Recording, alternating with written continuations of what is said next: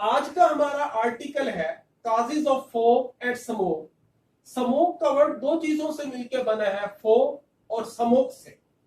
Fog से मुराद गहरी धुएं है, जबकि स्मोक से मुराद धुआं है। और इस धुएं की बुनियादी वजह एयर पोल्यूशन है, जिसमें carbon monoxide, carbon dioxide, nitrogen के डिफरेंट ऑक्साइड्स, सल्फर के different oxides, different types of hydrocarbon, particular matter that is sand, dust वगैरह जो है।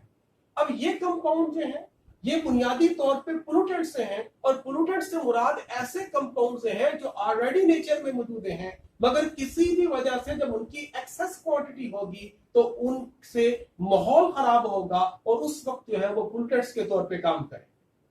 अगर हम इसकी सोर्सेज की बात करें तो दो तरह की सोर्सेज हैं, नेचुरल एक्टिविटीज जो नेचर में खुद ब खुद होती हैं, और दूसरी एंथ्रोपोजेनिक एक्टिविटीज जो ह्यूमन एक्टिविटीज हैं। आगे चल के जो है जो इसके मुख्तलिफ वजूहात हो सकती हैं, वो अर्बनाइजेशन है, इंडस्ट्रियलाइजेशन है,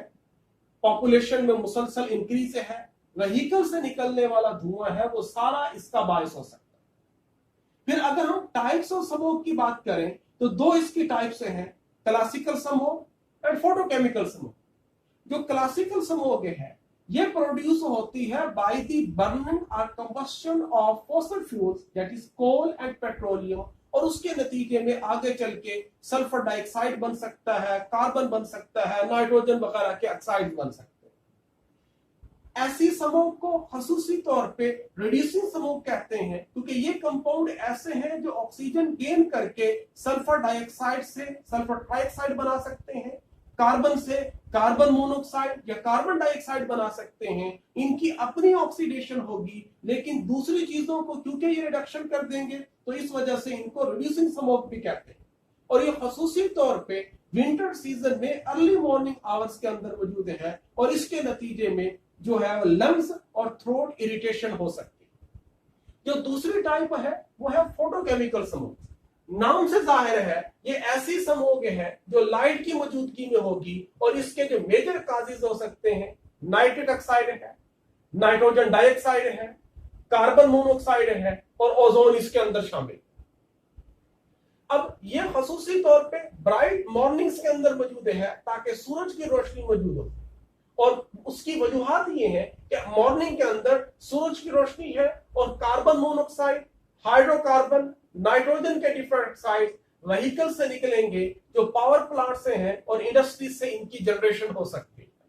इसी तरीके से जो नाइट्रोजन डाइऑक्साइड यहाँ पे मौजूद है वो यूवी लाइट की मौजूदगी में ब्रेक करेगा नाइट्रिक ऑक्साइड और एटॉमिक ऑक्सीजन बनाकर। ये बनने वाला एटॉमिक ऑक्सीजन आगे चल के ऑक्सीजन मॉलिक्यूल के साथ मिलके ओजोन, और ओजोन नाइट्रिक ऑक्साइड के साथ मिलके नाइट्रोजन डाइऑक्साइड और ऑक्सीजन बना। अब ये एक साइकिल है जिसमें नाइट्रोजन डाइऑक्साइड से काम शुरू करते हैं, नाइट्रोजन डाइऑक्साइड पे काम खत्म करते हैं,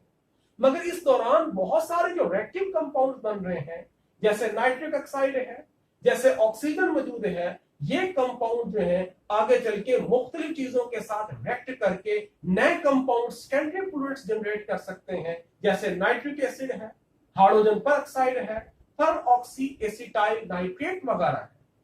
इसको ऑक्सीडाइजिंग स्मोक भी कहते हैं, और उसकी बुनियादी वजह यह है कि ये ऑक्सीडाइज कर सकते हैं, इसके अंदर एटॉमिक ऑक्सीजन मौजूद है, ओजोन मौजूद है,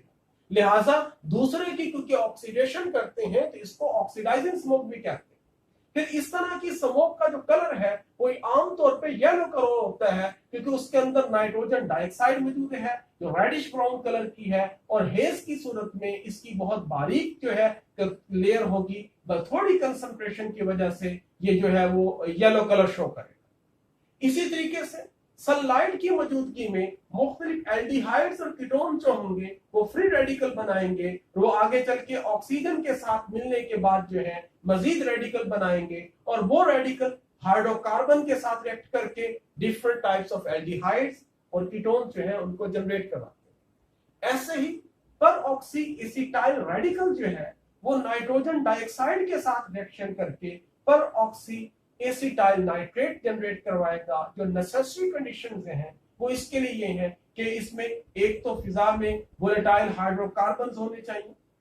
वोलेटाइल ऑर्गेनिक कंपाउंड्स होने चाहिए, हाइड्रोकार्बन उसके अंदर मौजूद हो, नाइट्रोजन का ऑक्साइड उसके अंदर मौजूद हो, सनलाइट होना चाहिए ताकि फोटोकेमिकल रिएक्शन हो सके, और दूसरा ये है कि एयर की मूवमेंट स्लो होनी चाहिए ताकि इनके रुक के इनको रिएक्शन करने का मौका मिल सके। इससे जो बनने वाले कंपाउंड जैसे पर ऑक्सी एसिटाइल नाइट्रेट है, ये कंपाउंड जो है ये आई इरिटेंट है, थ्रोट इरिटेंट है, और आगे चल के प्लांट्स को भी ये डैमेज कर सकते हैं।